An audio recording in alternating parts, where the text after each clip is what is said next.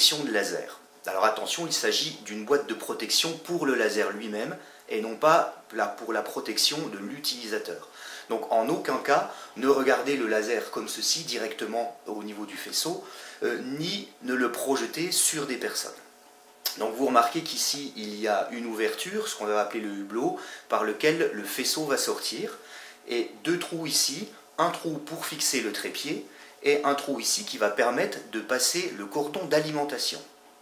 Vous dévissez l'arrière de la boîte du mini laser, attention au joint qui est à l'intérieur.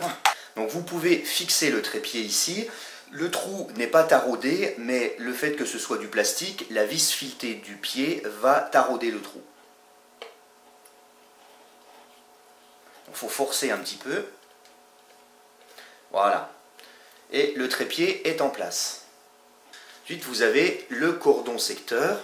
Donc c'est cette partie-là qui va venir alimenter le laser, qui doit passer ici par le trou. Voilà. Vous l'introduisez. La première chose est de retirer cette partie qui ne sert pas, qui n'est pas utile dans la boîte. Voilà. Ensuite, tout simplement vous branchez votre laser.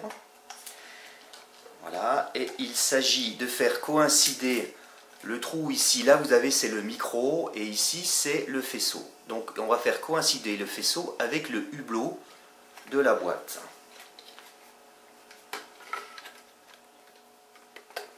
Donc là on voit qu'effectivement le laser est bien axé sur le hublot. Il suffit ensuite de refermer la boîte. Alors bien évidemment, auparavant vous aurez réglé votre laser. C'est-à-dire qu'ici vous avez différents réglages à l'arrière. Vous choisissez le réglage qui vous importe et vous appuyez évidemment sur ON de façon à ce que lorsque l'on va brancher le laser, celui-ci se mette en route. Puisque quand la boîte sera fermée, vous n'aurez plus accès au réglage. On referme. Donc ici, ces parties-là sont parfaitement étanches.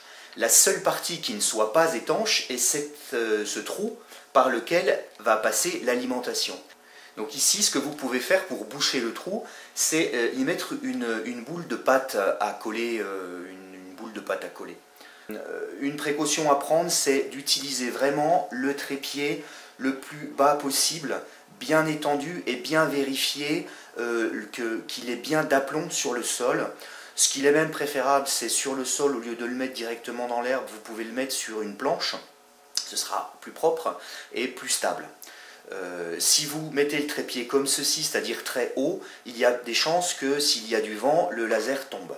Donc si vous le mettez, c'est très flexible, hein, si vous le mettez vraiment bien à plat comme ça, il sera beaucoup plus stable. Et bien sûr, vous pouvez l'orienter plus ou moins haut, plus ou moins bas, à gauche, à droite, tout est orientable. Donc bien évidemment, protégez la prise électrique de l'humidité. Le conseil que nous donnons, c'est de brancher la prise de courant protégée à un programmateur. Et ce programmateur, par exemple, vous le programmez de façon à ce que l'éclairage laser ait lieu le soir de 18h à 22h, par exemple, et le matin de 7h à 8h. Ainsi, vous économisez de l'énergie et vous n'animez votre façade uniquement que quand cela est, on va dire, utile. Donc voilà, bonne utilisation de votre laser.